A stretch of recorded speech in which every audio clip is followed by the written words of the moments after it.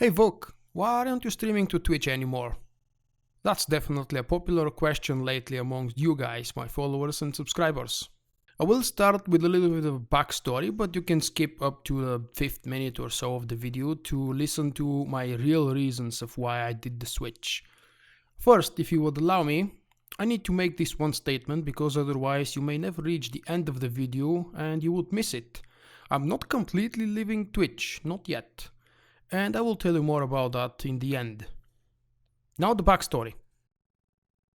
I started live streaming to Twitch out of curiosity and because up until that moment I was always recording my SWTOR operation gameplay for personal viewing later on. You know, to track my movements, mistakes, moments where I need to change or upgrade something in my gameplay. Things many semi-hardcore or hardcore raiders often do. Using fraps proved an expensive solution as I was facing two major issues. Running out of hard drive space if I wanted to keep some of these archives, and a severe FPS punishment while raiding and recording at the same time. We all know how Fraps works. It records raw video files with no compression and taxes the CPU seriously. And combining this with SWTOR's excuse of an engine, you can imagine what the results really was. My PC hardware was powerful back then, but not quite as powerful and very weak as a matter of fact compared to what I have now, thanks to the fantastic support I receive from Patreon pledges, stream tips, YouTube revenue, my website earnings. In August 2013 I started on Twitch with the idea of having my recordings saved for me online. Also, using OBS allowed me to lighten the burden on my hard drive and CPU. At first I was only a handful of viewers and most of them were from Solstice, my guild. People from our older team who would visit to have some fun and enjoy our raids while they were not raiding with their own teams. Slowly and without really any push for me, I started gaining random visitors and new followers. A few months down the road I realized it's not just my little corner anymore. After my chat started filling up with questions about the game, comments and just general activity. I had to learn how to not stream for my own benefits and entertainment anymore, but see if I can also be a good or at least an average entertainer. Twitch always had problems. Since the very beginning, during massive esports events and competitions, the chat would stop working, the smaller streams would begin lagging, stuttering, buffering, even the website would go down for a certain period of time, and if not that, it would show a blank page on the game's directory as if nobody is streaming or watching it. It might sound strange to you, but if you haven't been using Twitch for long enough, yeah, I can confirm that the same problems the biggest and most popular live streaming platform and service had some 2 or 3 years ago, it still has them today. The real reason for this video, why am I streaming to YouTube gaming now? YouTube had a live stream service for a long time. Only the summer of last year 2015, Google finally realized that they need to fix or completely revamp it. While not really broken, this service was totally user unfriendly, clumsy and slow. I tried it a few times, but never really liked it, not a bit. Somewhere in the spring of 2015, Google decided to begin this new project called YouTube Gaming. After their attempt to swallow Twitch failed and Amazon beat them to it. In September 2015, we saw the first version of the new gaming portal, which of course is here today but slightly changed. Google keeps updating and upgrading the service. While it's still in beta, I can honestly say it surpasses my expectations. There are a lot of things I still need to see added, simple things such as better integration with social media and, for fuck's sake, chat timestamps.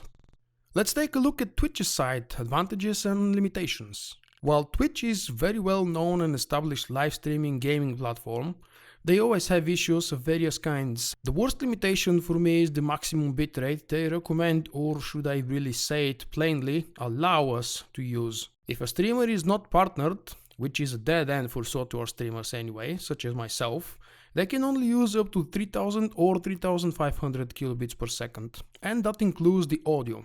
And it's a dead end because the game is not nearly as popular as we wish it to be, or as Twitch needs it to be to even turn its eye upon it. Also, the resolution is strongly recommended to be 720p with 30 FPS or lower. Some non-partners have attempted to do 1080p with 60 FPS, and while that's possible, The bitrate limitations and the fact that Twitch still uses Flash Player are a killer for huge portion of the viewers. Twitch recommends 720p 30 and a bitrate of 2000 all the way up to 2500 to be used no more. Well, after over 2 years of constant streaming and more than enough of experience, I can tell you, Star Wars The Old Republic looks horrible on 2000 kilobits per second. That's why all of my streams were a little bit heavier for lower internet connections, usually in the range of 3000-3200. Twitch's positive side is that it's still the absolute dominant. It's so much bigger and more popular than all the other services combined, probably. It had support from many branches, companies, and all those special events that kept being live streamed on Twitch through the years do bring a lot of new plus rep points. Being so huge and pretty much 90% of the gamers having at least heard of it once or twice, or maybe even played and streamed themselves, it is a big plus for the streamer's content to be discovered. How about we take a look quickly at the YouTube side, what their advantages and limitations are. With the new beta streaming platform and all of the innovations and changes Google did for YouTube gaming, and after a few months of careful testing and learning its secrets, I can now proudly say that I'm making the right choice. I've already made it. I never cared for big numbers of concurrent viewers. If I wanted that, I'd probably remained on Twitch. No, I'm taking the harder approach. Why? YouTube gaming is new, it's unknown, and even though the new website is much cooler for watching streams with the dark colors, here we come to the best part, performance and quality. YouTube is known to be the biggest video platform ever, and it's far ahead any possible competition. Because of that, they have a fantastic and very well built hardware structure and also a very well established network globally. Well, Google is just launching some special partnership program, of which I know not, yet they do not consider their small streamers as peasants and useless trash. Every single live stream has transcoding options. That's very good boost. If the viewer's internet connection is acting up, or it's just weak one by default, there is always a way to watch your favorite live show and enjoy it at lower resolution. YouTube is using a full and very well working HTML5 video player, which is much lighter on the viewer's end and on their hardware configuration. They also allow for streaming resolution and quality. The maximum currently allowed is 1080p at 60 frames per second at 9000 kilobits per second. That's more than 3 times higher bitrate compared to Twitch's limit suggestion. Combining the high resolution with the much better HTML5 player, the viewer receives a lot more for a lot less. Exactly the opposite to Twitch, YouTube gaming has one big disadvantage, or limitation if you prefer, because that's how I named it earlier. It's not popular enough yet to gain a slice of the general viewer base. I mean, large enough to be noticed.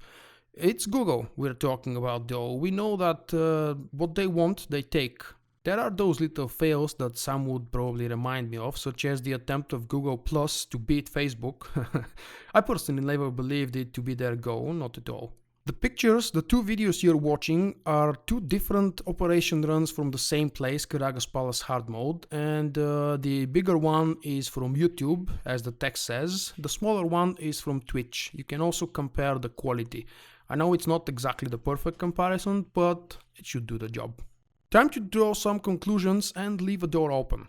Unlike many frustrated streamers who were fighting for their spot under the sun, I never really strived for that. It came on its own slowly and made me realize that I have it and need to start acting accordingly. That, of course, is not to say I don't want viewers. Live streaming is nothing without the great company of like-minded players who enjoy the same game and gameplay that I show. Currently, I get probably half of the views per live show that I got from Twitch in the past. However, YouTube is my main video source and activity, always has been. I made my social account to support it, and just like it happened with my Twitch account, I realized that posting links and advertising my own creation is nothing without the communication and contact with the followers. I created my Twitch account not to replace YouTube, but because at the time Google didn't really have a decent product to go live with.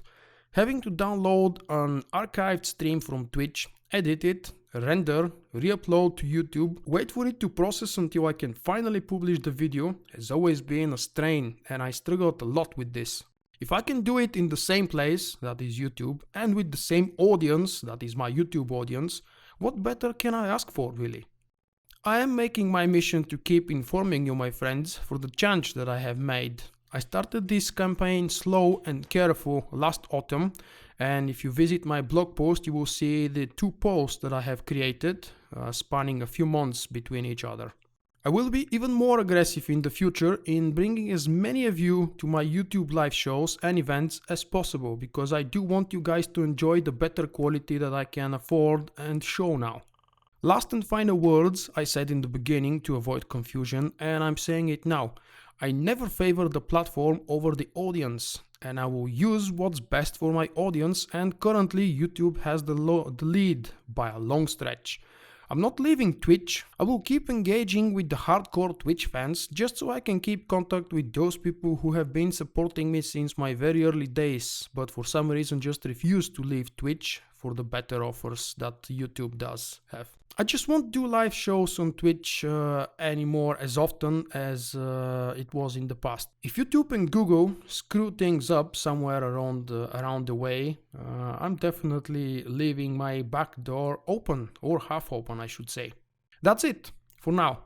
Thank you for watching and listening. I hope that I've given the most extensive and complete answer to the question that has been popping on pretty much every single YouTube live show I've done in the past few months. Well, I probably should have done that sooner, but oh well. If you have any more extra questions, if you would like to curse me for the change I've made and for the decision I've made, feel free to do that in the comments. Thank you guys for enjoying this video. I will see you in the next one. Bye bye.